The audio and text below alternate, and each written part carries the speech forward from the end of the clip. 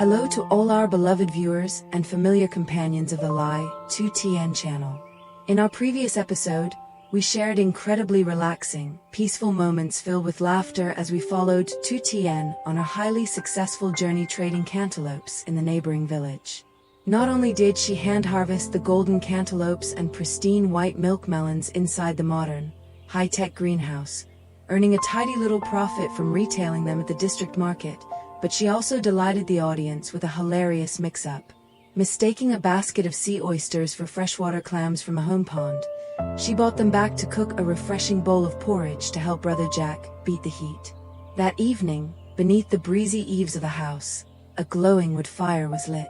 Brother Jack skillfully showed off his culinary talents, grilling rich, savory oysters with scallion oil alongside aromatic grilled shrimp to treat his little sister. The space was filled with laughter. Stories about the spotless, weed-free melon garden, and Tien's innocence in failing to distinguish sea creatures from freshwater species stretched on, painting a warm picture of rural happiness that seemed utterly unbreakable. Together, they savored the sweet melon slices and fragrant grilled oysters, completely unaware that this unfamiliar seafood would trigger a sequence of dramatic, breathtaking, and anxiety-ridden events late into the night, putting their bond and resilience to an unprecedented test. As the saying goes, and quote, "Joy is short-lived," and quote. Behind those radiant smiles under the pink firelight, a sudden crisis silently crept in as darkness enveloped the entire farm, leaving behind a terrifying sleepless night at the district hospital that neither Jack nor Tien would ever forget. It all began when the wall clock in the small wooden house ticked past 11 p.m. The entire area around the fish pond had fallen into absolute silence, save for the rhythmic chirping of insects and the night wind rustling through the bamboo groves. Tien, a girl raised in the highlands, had grown up accustomed only to the simple rustic dishes of the mountains, forests, and streams. Home-raised pond fish, wild foraging, or local pork raised traditionally by the villagers. Her delicate digestive system had never once been exposed or adapted to coastal seafood like oysters, which are exceptionally high in protein and possess an extremely cold nature in traditional medicine. Consequently, after eating quite a few grilled oysters that evening, her body began to violently reject them in a way she never anticipated. Initially, upon going to bed, Tien only felt a sense of bloating, a slight rumble, and discomfort in her lower abdomen. She simply thought she had eaten a bit too much or drank herbal tea too late, assuming that shifting her position would help. However, as the night wore on and a thick fog began to blanket the garden, the nature of the abdominal pain changed. It was no longer a mild rumble, but began to twist into violent, excruciating cramps, as if someone were kneading and tearing at her intestines. Tien lay curled up on her small bamboo bed, her hands clutching her stomach, her delicate eyebrows knitting tightly into a line of sheer agony. The pain struck faster and harder with each passing moment, causing her entire body to tremble violently. Cold sweat broke out continuously on her forehead, flowing in small streams that matted her soft sidelocks to her temples. In the dim glow of the pale yellow nightlight, the young girl and Appo's face grew deathly pale. Yet, instead of calling out to Brother Jack in the next room, Tien chose to bite her lip, pressing down so hard she nearly drew blood to suppress any groans or noises. In the mind of this deeply empathetic girl who always put others first, Brother Jack had endured a long, grueling day. He had spent hours hauling dozens of heavy cement bags, wading through mud, and braving both rain and sun to help the construction crew pour the foundation and lay tiles for the new house until he was utterly exhausted, his shirt drenched in sweat. He had only just closed his eyes to sleep after cleaning up the evening barbecue. If she cried out in pain now, he would surely wake up, panic, and rush over. Her innate modesty as a young woman, combined with a habit of self-reliance and a fierce desire not to burden anyone, especially someone she deeply respected like Brother Jack, led Tien to a stubbornly heartbreaking decision. She chose to grit her teeth and bear the agonizing pain alone, hoping that within a few hours, once her digestion stabilized, the pain would naturally subside and vanish. However, the human body is not a machine governed by stubborn will. The acute food poisoning began to manifest even more aggressively as the clock struck 1:15 a.m. The sharp stomach cramps were no longer confined to her abdomen. They began to trigger a cascade of severe autonomic nervous symptoms due to dehydration and toxicity. Tien felt her chest tighten as a powerful wave of nausea surged up her throat, accompanied by violent dizziness that made the entire bedroom spin and tilt wildly before her eyes. Realizing she could no longer just lie there helplessly, she gathered the absolute last of her fading strength to sit up. Gripping the edge of the bed, she staggered outside, intending to head to the restroom at the back of the house to wash her face or throw up to find some relief. Each step the young girl took down the dark hallway felt like walking on clouds. Her legs trembled and felt completely numb of strength. One hand gripped the cool concrete wall to maintain her balance, while the other remained tightly wrapped around her stomach, which felt as though it were being cut by knives. As she stepped into the restroom, the weak neon light cast a chilling atmosphere over the walls. Before she could even steady herself to turn on the faucet, an extreme wave of vertigo suddenly struck like a dark tide, completely swallowing Tien's consciousness. Her ears buzzed, her vision went black, the ground tilted beneath her, and her legs gave out entirely, causing her slender frame to collapse heavily onto the hard-tiled floor. In that involuntary fall, her arm accidentally struck a plastic water scoop, knocking over a large stainless steel water bucket standing nearby. A loud crash, mixed with the harsh clatter of metal slamming against tiles and the sudden splash of rushing water, shattered the dead silence of a sleeping farm. Following that terrifying cascade of noise, Tien blacked out completely, her eyes shut tight as she lay unconscious on the freezing floor, her breath shallow and faint. In the adjacent room, Brother Jack was deeply asleep after his exhausting day of labor. However, his protective instinct and acute sensitivity to any sound from Tien made him bolt upright instantly, like a coiled spring, the moment the crash echoed. For the first few seconds, Jack looked around the dark room in a daze. But the moment he realized the sound had come from the restroom at the back of the house, a sudden, powerful dread gripped his heart. He rushed out of his bedroom barefoot, his steps frantic across the floor.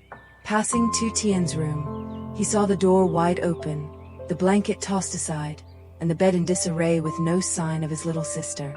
Jack and Oppo's heart burned with anxiety, an unspoken terror rising to choke his throat. He called out loudly, his voice trembling and cracking in the dead of night. And quote, "Tien, where are they? Tien, what's wrong?" And quote. No answer came, no voice echoed back. Only the howling night wind whistling through the window crevices, creating long, bone-chilling shrieks. Without hesitating for another second, Jack dashed toward the faint neon light spilling from the restroom at the end of the hallway. Pushing the wooden door open, the sight that met his eyes made the blood freeze in his veins. His heart skipped a heavy beat. Tien lay curled on the soaking wet tiles. Her usually radiant, rosy face was now deathly pale, her small lips blanched from the cold and pain, her eyes tightly closed, entirely unresponsive. Jack lunged forward like an arrow, dropping to his knees in the puddle of cold water. Lifting Tien and Oppo's head onto his lap, his hand shook violently as he shook her shoulders. And quote, "Tien, wake up. What happened to you? Dawn and Oppo's, scare me like this. Open your eyes and look at me," and quote. But his panic was met only with a terrifying silence. When he touched her forehead, the icy chill and the drenching cold sweat made him sharply realize she was in a highly critical condition. Initial panic was instantly replaced by the absolute decisiveness of a resilient man. He knew he could not afford to be weak or delay. He expertly scooped up Tien's slender, fragile body, which felt painfully light, into his arms and sprinted at full speed toward the front yard where the pickup truck was parked. Kicking open the passenger door, he carefully laid Tien on her side to prevent choking, draped a thin blanket from the truck over her to keep her warm, and quickly hopped into the driver and Oppo's seat. The roar of the pickup's engine shattered the night, and the vehicle tore away at breakneck speed, navigating the winding, fog-laden country roads to head straight for the district general hospital. Around 2 a.m., the pickup truck screeched to a halt in front of the hospital's emergency entrance, its tires wailing against the concrete. Jack threw the door open, carried Tien inside, and shouted for the night shift doctors and nurses as he ran. Immediately, a wheeled gurney was pushed out. Tien was placed on it, and medical staff quickly wheeled her into the isolation trauma room. Jack ran alongside the bed, his rough hand tightly clasping her icy hand, refusing to let go, continuously whispering words of encouragement until the emergency room doors slammed shut, cutting him off in the cold hallway. As the red emergency light flared on, Jack collapsed onto the cold stainless steel waiting bench, his fingers tightly intertwined, his mind chaotic and blank. Looking down at his palms, which still held the trace of Tien's cold sweat, a powerful wave of regret and self-reproach surged up, suffocating him. He clutched his head, muttering in bitter self-blame, and quote, "How could I have been so thoughtless and careless?" She clearly said earlier tonight that this was her first time ever seeing and eating sea oysters. I, an oppose, am the one who travels widely and knows better. I know sea seafood contains foreign proteins and an extremely cold nature, posing a massive risk of allergies and food poisoning for people from the highlands who aren't an oppose. T adapted to it. Yet, I didn't oppose T stop her. I even happily showed off and grilled so many for her to eat. I am truly to blame. If anything happens to her, how can I face myself? How can I look after her? End quote. Time in the hospital hallway at night dragged on like centuries. The footsteps of doctors, the clinking of syringes, and the hum of medical equipment occasionally broke the silence, only heightening the suffocating tension. Jack was utterly restless, pacing back and forth outside the emergency room door. Every passing second felt like psychological torture. It wasn't until nearly 3 a.m. that the doors finally swung open again. A middle-aged doctor stepped out, exhaustion etched onto his face after a long shift, pulling down his medical mask. Jack lunged forward instantly, his hands gripping the doctor's shoulders, his voice cracking from anxiety and exhaustion. And quote, "Doctor, how is my friend? Is she awake? Is it life-threatening?" End quote. Seeing the utter panic of the large man before him, the doctor smiled gently, gesturing for him to calm down before explaining slowly, and quote, "Calm down and listen to me. The patient is out of danger, and her condition has stabilized. As suspected, she suffered from acute food poisoning because her digestive system couldn't and oppose. T handled the foreign protein and the intense cold nature of the sea oysters you mentioned. What an oppose. S remarkable is her incredible endurance. The pain had been silently building for hours, yet she endured it alone without telling anyone.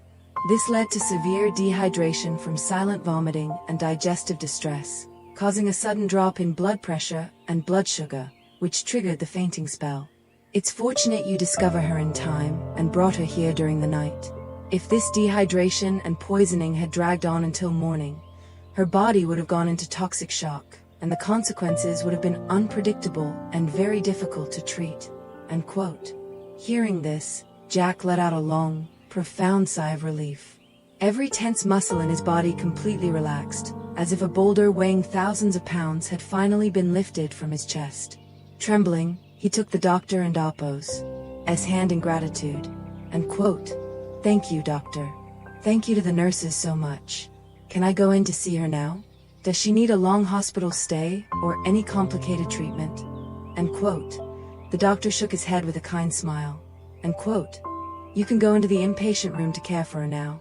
Currently, we are administering an electrolyte 4 to replenish lost fluids, along with injections to support her intestinal tract and reduce gastric spasms to make her more comfortable. Her constitution is generally very resilient, so she is absorbing the medication quickly, and her vitals are back to safe levels. By tomorrow morning, once this 4 fluid runs out and the doctor checks her one last time, you two can complete the discharge paperwork and head home to rest. However, I must give you a crucial warning. For the next 3 to 5 days, her digestive system will remain very weak. Absolutely no raw or fishy foods, seafood, oily dishes, or hard foods. Just cook thin rice porridge, provide warm water, and ensure she takes her digestive medication on time according to the prescription I wrote." End quote. Jack nodded repeatedly, memorizing every instruction like an absolute command. When Jack stepped into the inpatient room, the space was incredibly serene. The only sound was the steady, rhythmic drip of the fluid in the glass chamber, illuminated by the faint light stretching from the hallway. On the white hospital bed, Tien lay soundly asleep. Her face was no longer terrifyingly pale. Thanks to the nutrient-rich fluids and medication, a healthy, rosy flush was gradually returning to her cheeks and small lips. Looking at the fragile, small form of the girl who was usually so full of energy, always swiftly managing everything from carrying melon baskets and cutting elephant grass to cleaning the house, now swallowed up by the crisp white sheets of the hospital bed, Jack felt a deep wave of heartache and tenderness. He quietly pulled up a small stool beside the bed and sat down, not daring to make the slightest sound for fear of interrupting her precious sleep. From 3 a.m. until the first light of dawn began to break on the horizon, Jack did not close his eyes for a single minute. He sat quietly in the dim light, one hand tenderly holding Tien and Apo's non-forehand to transfer his body warmth to her, keeping her hand from growing cold in the cool air of the ward. Occasionally, when he saw her eyebrows knit slightly or heard her softly groan from the lingering remnants of the stomach spasms, Jack would instantly stand up, leaning close to see if she was waking or needed water, then gently using a warm cloth to wipe away the remaining traces of cold sweat from her neck and forehead.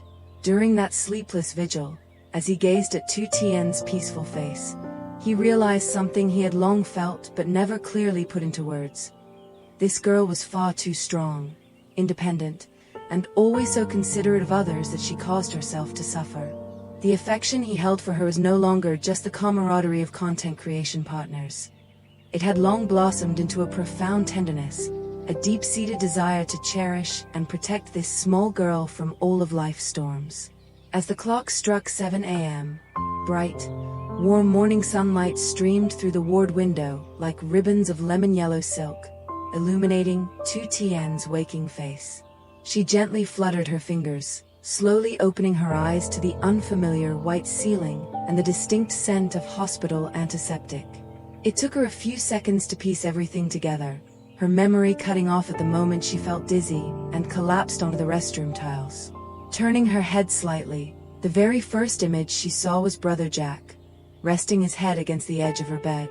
His eyes were tightly shut in deep exhaustion, his face haggard, with a light stubble showing, his hair matted with sweat after a sleepless night of worrying over her. A wave of bashfulness, embarrassment, and guilt immediately washed over Tien. She softly tried to pull her hand back, terrified that her movement might wake him. However, Jack was in such a hyper-vigilant state that even her slightest movement caused him to startle awake instantly. Seeing Tien open her eyes and look at him, Jack's gaze ignited with unspeakable joy and happiness. He bolted upright, leaning in close, his voice a torrent of intense concern. End quote. Tien, you and Apo's reawake. Thank goodness. How are you feeling inside? Is your stomach still cramping? Do you feel dizzy or nauseous at all? Lines? End quote. Tien looked at him, her voice faint, fragile, and filled with hesitation and guilt. End quote. Brother Jack, why am I in the hospital? Did you bring me here? I'm so sorry. It and Apo's because I was stubborn. I felt the stomach pain, but just forced myself to bear it without telling you. As a result, I made you stay up all night, leaving you looking so completely exhausted because of me. I feel so embarrassed and guilty.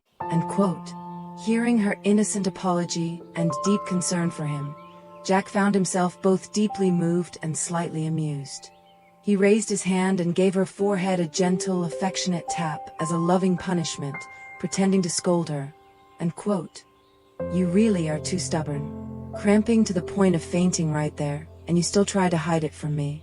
Do you have any idea how terrified I was at 2 a.m. when I carried you in here, and your body was ice cold? My mind went completely blank. I was just so afraid something would happen to you. The doctor said you had acute sea oyster poisoning. It and Apo's. It's a good thing we got here in time. Waiting until morning would have been extremely dangerous. From now on, no matter what happens, even the smallest thing, you must tell me immediately, understand? No more bearing it by yourself." End quote. Tien lowered her gaze, her cheeks flushing pink, both from bashfulness at his sweet scolding and from being profoundly moved by his genuine devotion and worry for her. She nodded meekly. End quote. "Yes, I understand now. It oppose. It's just that I saw how hard you worked all day, and I didn't oppose. Do want to trouble you with such trivial matters?" End quote. Jack let out a soft sigh, his eyes gazing at her as gentle as autumn water. He smiled softly and said, End quote. "Nothing about you is ever a trivial matter to me. Well, seeing you awake and talking like this is a massive relief. Rest a bit longer while I go see the doctor to finish the discharge paperwork, and then I and oppose. I'll take you home to rest." End quote. Around 9:30 a.m., the pickup truck slowly rolled through the village gate and entered the familiar brick courtyard of Tien's farm. The morning weather was breathtakingly beautiful. The sky was a spotless blue without a single cloud, and golden sunlight stretched across the rows of vegetables and the peaceful fish pond, as if no terrifying crisis had ever swept through the place. Jack turned off the engine, quickly stepped down, and opened the passenger door. He tenderly supported Tien and Oppo's shoulder and back, guiding her out of the vehicle with extreme care, cradling her as if she were a priceless, fragile piece of crystal. He walked her over to a bamboo chair set beneath the cool, breezy eaves in front of the house, placing a pillow behind her back so she could sit comfortably, and gently instructed. End quote. "Just sit here and catch the breeze to stay cool. Absolutely do not try to stand up or do any chores, okay? Let me head down to the kitchen to cook some porridge for you." End quote. With that, Jack bounded off toward the wood-fired kitchen at the back, the very place where just last night they had been happily grilling seafood together. He cleared away the remnants of the previous night in Oppo's dinner, then started a fire to cook a pot of plain rice porridge with a handful of scallions and perilla leaves, following the doctor and Oppo's precise recipe and detailed instructions to warm her stomach and help her digestive system recover quickly. The camera angled from afar perfectly captured the scene of the kitchen, with wisps of smoke drifting lazily. Jack, a man usually so strong and rugged, accustomed to heavy technical labor at construction sites, was now clumsily yet meticulously watching over a pot of porridge on a wood fire. The smoke billowed into his eyes, making them sting and causing tears to stream down his face, yet he patiently used a spoon to stir continuously so the porridge wouldn't oppose stick or burn at the bottom of the pot. Watching from her seat on the porch, Tien silently observed Jack and Oppo's large, busy, and deeply caring figure pouring his entire heart into her well-being. A small, blissful smile curved up the corners of her lips. Her initial awkwardness and guilt had completely vanished, replaced by a warm sense of security and absolute trust in the man standing before her. Last night in Oppo's crisis, though incredibly terrifying and dramatic, acted like a beautiful test of destiny. A powerful catalyst that made both of them realize just how vital and irreplaceable the other was in their hearts. Their affection for one another required no grand vows or flowery promises. It simply grew naturally, anchoring deeper through every crisis and through the silent, rustic, and sincere care of everyday life. Once the porridge was perfectly simmered, Jack carefully ladled it into a large bowl, thoughtfully blowing away the steam before bringing it over to Tien, offering it with a warm smile. End quote. "Hot porridge is here. Eat slowly so you don't oppose. Burn yourself. After eating, take the digestive medicine the doctor prescribed, and then head to your room for another nap to fully regain your strength.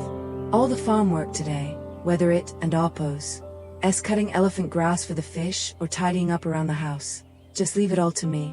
I and Oppo's. I'll take care of every single thing completely. I want an Oppo's. Let you lift a finger." End quote. Tien accepted the warm bowl of porridge from his hands, her eyes glistening with deep emotion. She looked directly into his eyes and thanked him from the bottom of her heart. End quote. "Thank you so much, Brother Jack. Having you by my side to look after me makes me feel incredibly lucky and at peace." and quote. Jack said nothing more, merely smiling gently as he patted the young girl on Alpo's head, urging her to eat while it was hot. The scene closed with the image of a steaming bowl of scallion porridge, a bright smile returning to Tien and Alpo's lips and Jack and Alpo's gaze filled with tenderness and protection under the brilliant morning sun of the peaceful countryside. Dear viewers and cherished friends of the Lytutien channel, after those breathless, dramatic moments late into the night, Tien and Alpo's unexpected seafood poisoning incident has safely passed, all thanks to Jack's timely discovery, decisive courage, and incredibly tender, thoughtful care.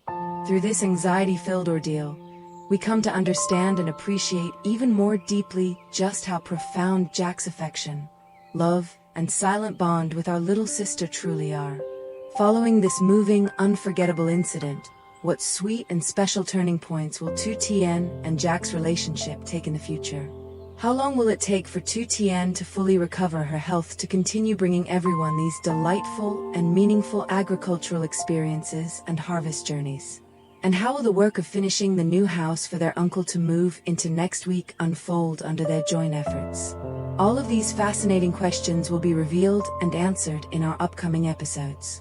Viewers and friends, please don't and Alpo's forget to click the subscribe button right now, like this post, and turn on the notification bell today so you don't and Alpo's miss a single one of Lytutien's upcoming highly dramatic, engaging, and love-filled episodes. Thank you all for your kind attention and well wishes for Tien and Alpo's health. Goodbye, and see you all in our next videos.